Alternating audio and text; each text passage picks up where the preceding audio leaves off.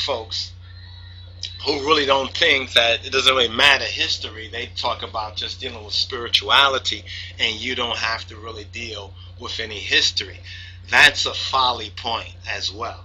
You understand? Because if you need to what is your story, or what is the story of those who preceded, came before you? If you don't understand what their story is, then you're dealing with a mystery or confusion or chaos.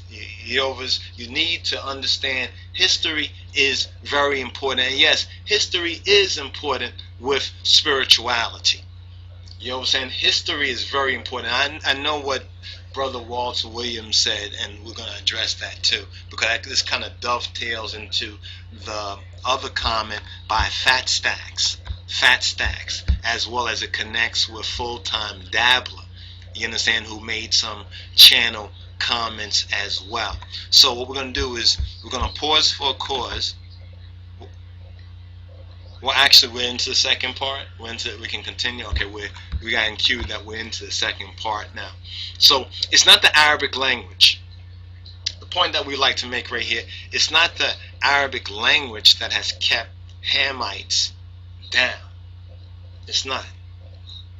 It is the Bedouin, the Kafiruna, or the concealers of what they know to be true, that has kept the original Arabs, who are black peoples. In other words, the original Arabs, the Cushites, what we know as the Cushites, inhabited not just what we term today as Africa, you understand, but they also inhabit what we term today as Arabia, or before Saudi Arabia was named Saudi Arabia, Cushites, or blacks, who later began to be known as Habashas and Abyssinians and so forth and so on, based on what the Bedouin and the pale and the red Arabs, the Arabs. So a lot of what has gone on with these words like abd, or slave, servant, from that we get the Abdullah, in the word servant or slave of God. The pale red Arabs, they consider themselves to be Abdullah, but the blacks that they conquered, pushing them out, like the family of the Mahdi and like the Sudanese Muslims and other Muslims, even some of the Horn of Africa Muslims, were pushed out and persecuted by the Bedouins, or the pale red Arabs, who the Quran actually identifies them. So if we were to study, see, that's why study is very important, to really get the real 411 about these matters.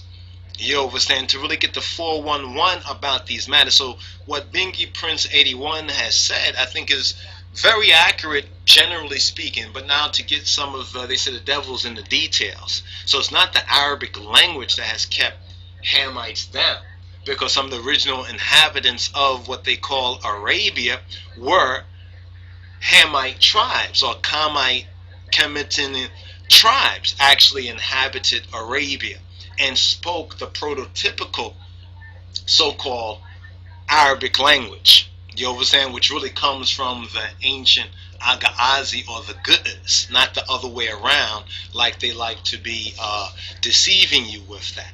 But the point about Abd, mean worship, is like the word in the Obed, you know, in the Bible, like Obadiah, the word Obed, Obadiah, Abdiyah, Obadiah. That basically means, and according to the Hebrew that has come down to us, the servant of Yahweh. So that word is a cognate in the Hebrew, so forth and so on. You understand, to mean servant or slave. Now the negative connotation of Abd, you understand, meaning black and slave black, that the red and the pale Arabs have used against the original inhabitants and the black Arabs, you understand, who were pushed out, like the Sudanese Muslim and the Sudanese Arabs, because they consider themselves Arabs more than African. Now people say, oh, they're ashamed to be African. You have to understand their history. You see, when you understand their history, that they can trace generations and generations all the way back to the Prophet Muhammad, and even before, to that region of the world, and that black tribes or Hamites had occupied and Cushites had occupied Arabia, shows that the same thing that's happened to black people, you understand, the black race in other ways concerning Judaism, the original Judaic people, the BC Yehuda people, because we know that Judaism, as they call it today, is not a BC religion, it's an AD religion, the Judaism that they practice today. When you now concern yourself with the Limba or the Falasha, the Beta Israel, there you're talking about the BC faith of the Judahites and the Beta Israel, but that's a total different matter. So we shouldn't really confuse apples and oranges, even though they're all fruit. But what kind of fruit are we speaking about? Are we speaking about good fruit, or are we speaking about bad fruit?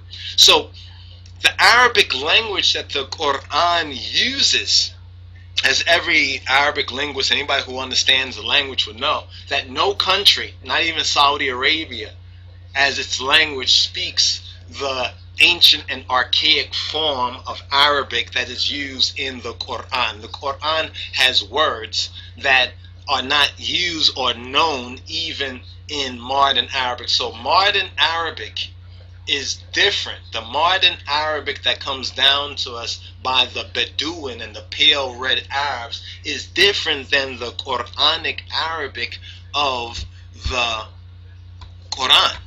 You understand? And this is one thing that a lot of us, like I said, we don't know that. You understand? So from the Quran perspective, you understand, this racism and this bias and bigotry is more a cultural thing based on the different types of Arabs. So you have your pale Arabs, you understand? You have your red Arabs, and you have your black Arabs. So you have your white Arabs, you have your red Arabs, you understand? And then you have your black Arabs. It's the black Arabs that were persecuted by the Bedouin, you understand, or the pale red Arabs, because as this whole world system was favoring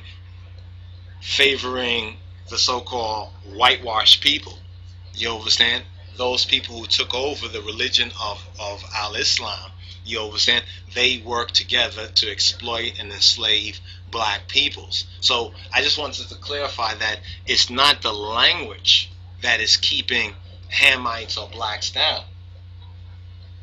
It is the ignorance. It is the ignorance about what the language, about these languages. It's us lacking the discipline of really knowing these languages and learning.